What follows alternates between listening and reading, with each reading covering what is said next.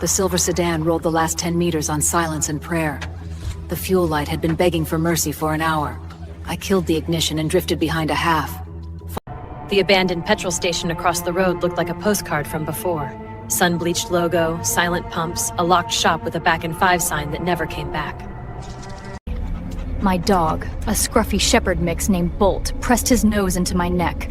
The pumps were dead. The generator would be loud. And the only thing louder than a generator in a dead world is regret. Name's Ray. I don't do heroics. I do plans. Mercedes had gotten me through 3 counties in a flash flood. It would not survive a tantrum now. I slid out, shut the door without a click. And crouched beside Bolt in the shadow of the sign. Across the road, the station's forecourt held 3 things I needed. Underground fuel. The nearest shamblers, 6, were busy worrying a road cone like it owed them money. Farther back, a larger crowd pushed the tree line. Think you can do letters, Bolt?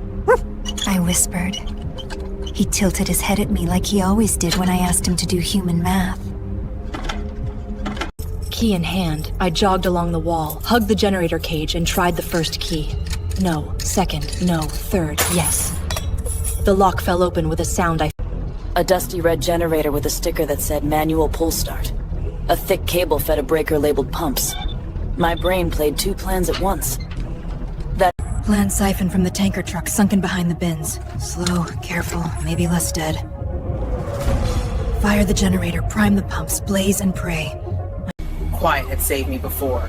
Quiet had also left me stranded when patience ran out.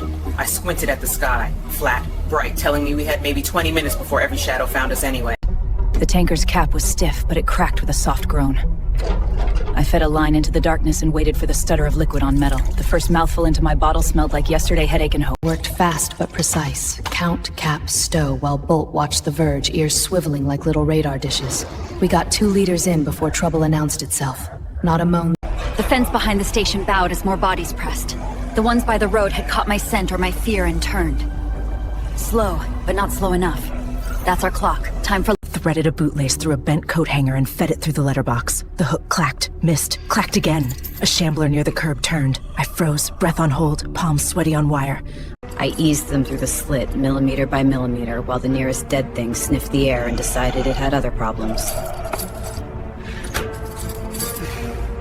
I sprinted back to the generator, yanked the choke, and pulled the cord. I knew the breaker.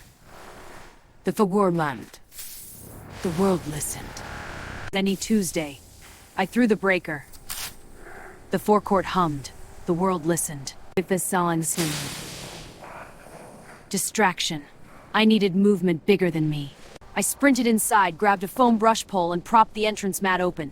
Then I tuned it to static. More bodies piled on. The tunnel swallows them. Call mid-Euro tornado. Fuel hit 3/4. A second water. Bolt stood on the Mercedes sill, head on swivel, left, right, behind. His tail didn't wag. Neither did mine. Bolt stood on the Mercedes sill, head on swivel, left, right, behind. His tail didn't wag. Neither did mine. Bolt's a mismeasure animal. Not a bite. Slitted the dog faces in physics. Bolt met it midair was to snap war bite. The thing flinched, and his hands missing me by fate or physics. Bolt met it mid and summit seat out. I shoved off, slid into the driver's seat, and twisted the key. Those faces pale in the morning haze. I tapped Bolt's collar twice. Quiet, close. He tucked in on my heel like he'd been born under orders. A laminated card inside a plastic sleeve read emergency procedures in faded print. Here be noise.